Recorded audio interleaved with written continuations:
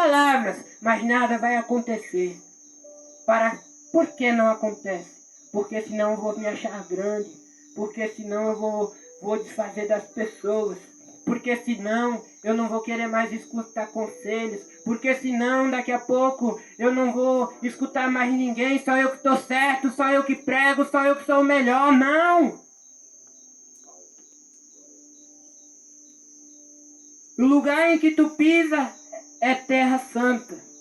Moisés estava na presença de Deus e nós sabemos que quando nós estamos na presença de Deus, não devemos trazer coisas do passado. Não devemos trazer coisas que nos traz peso em nossa alma. Porque a Bíblia diz em 1 João que o nosso coração nos condena. Mas se o nosso coração nos condena, nós temos um advogado fiel. Então confesse os seus pecados e não peque de novo. Porque como o irmão Edilson trouxe nesta noite, Jesus falou para aquela mulher: vai e não peques mais. Moisés, ele matou, mas depois nós vemos que ele foi um instrumento poderoso na mão de Deus. Então não julgue alguém pelo seu pecado. Não julgue alguém por alguma coisa. Porque é Deus que opera. Ele faz e desfaz. Ele dá vida e ele mata. É Ele que faz tudo. É Ele que dá o crescimento. É Ele que faz tudo em todos. A Bíblia diz, é Deus que opera tanto o querer como o efetuar em todos nós, segundo a sua boa vontade. Então para que eu me achar melhor do que alguém? Para que aquelas pessoas negaram a Moisés? Mas depois elas viram, elas precisaram dele. Porque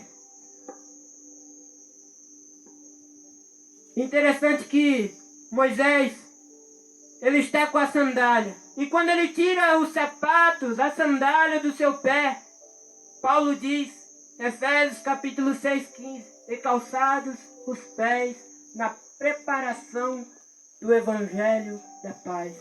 Aonde era morte, aonde não tinha vida, agora tem paz, tem amor, a preparação do Evangelho.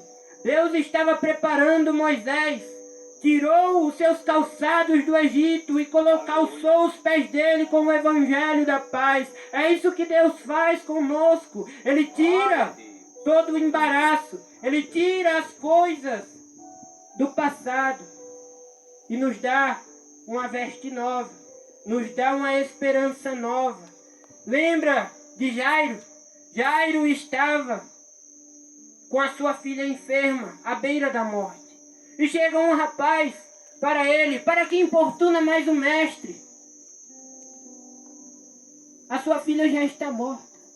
E Jesus, escutando aquela palavra, disse: não temas, crê somente.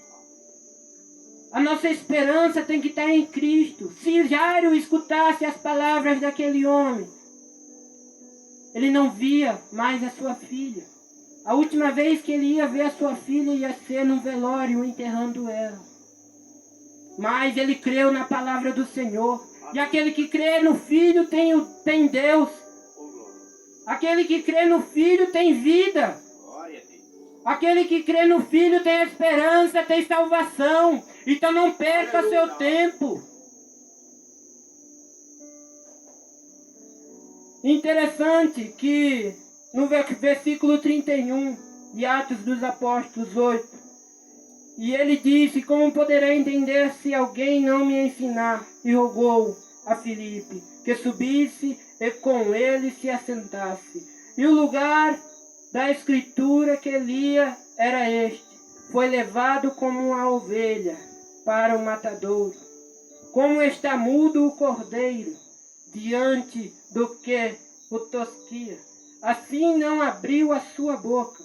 Na sua humilhação foi tirado, e seu julgamento, e quem contara a sua geração? Porque a sua vida é tirada da terra. E respondeu o eunuco a Filipe, disse: rogo-te, de quem diz isto o profeta? De si mesmo ou de algum outro? Então Filipe, abrindo a sua boca, e começando nesta escritura, lhe anunciou a Jesus Cristo. A Bíblia diz em João capítulo 5, 39, examinais as Escrituras e vós cuidais ter nelas a vida eterna, porque são elas que de mim testificam. E Filipe abriu a boca e anunciou a Jesus Cristo. Porque a Bíblia toda ela anuncia a Cristo, a volta de Cristo, a grande tribulação, ela anuncia Cristo. Então não fale de outra coisa, fale de Cristo. Em nome de Jesus. Interessante. Deuteronômio, capítulo 21.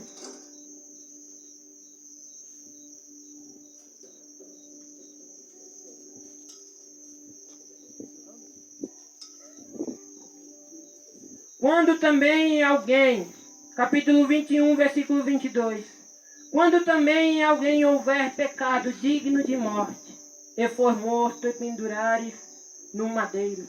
Aqui está falando que todas aquelas pessoas que eram penduradas naquela cruz onde Jesus Cristo foi pendurado também.